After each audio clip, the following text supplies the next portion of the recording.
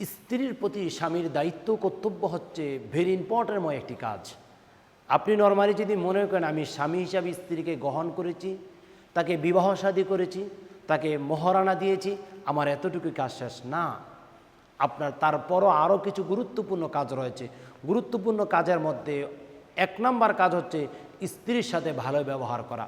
আজকে আমাদের সমাজের অনেক পুরুষ দেখা যায় যারা স্ত্রীর সাথে ভালো ব্যবহার করে না, স্ত্রীর সাথে একেবারে দুর্বল, একেবারে নিকৃষ্টময় ব্যবহার করে। কিন্তু কোরআনুল কারীমের মধ্যে আল্লাহ তাআলা স্পষ্টভাবে জানিয়ে দিয়েছেন, ওয়া আশিরুহুন্না বিল মারুফ, তোমরা তোমাদের স্ত্রীর সাথে ভালো ব্যবহার করো, উত্তম আচরণ করো। একজন স্বামীর দায়িত্ব হচ্ছে স্ত্রীর জন্য উত্তম পোশাক তাকে পরিধান করানো।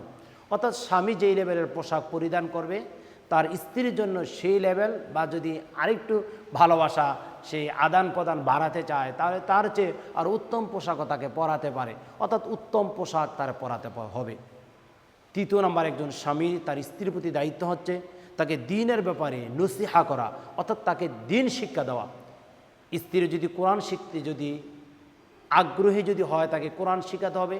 সে যদি ছোটোবেলায় যদি কোরআন যদি না শিখে, তাহলে তাকে কোরআন শেখার ব্যাপারে সর্বোচ্চ সশস্ত্র থাকবে এবং তাকে পর্দায় কিভাবে রাখা যায়, পর্দার বিষয়গুলো সে আঞ্জাম দেবে এবং সে সালাত আদায় করার ব্যাপারে সবসময় নসিহা করবে।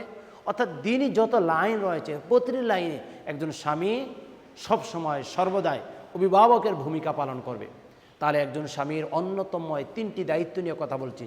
1 নম্বর হচ্ছে স্ত্রীর সাথে ভালো ব্যবহার করবে, 2 নম্বর হচ্ছে উত্তম পোশাক তাকে পরিধান করাবে, 3 নম্বর বিষয় হচ্ছে দ্বীনের প্রতিটি বিষয়ে তাকে শিক্ষা প্রদান করবে। তাহলে আশা করা যায় স্বামী তার দায়িত্ব পালন করে তার স্ত্রীকে সুন্দর পরিপাটি করে রাখতে পারবে।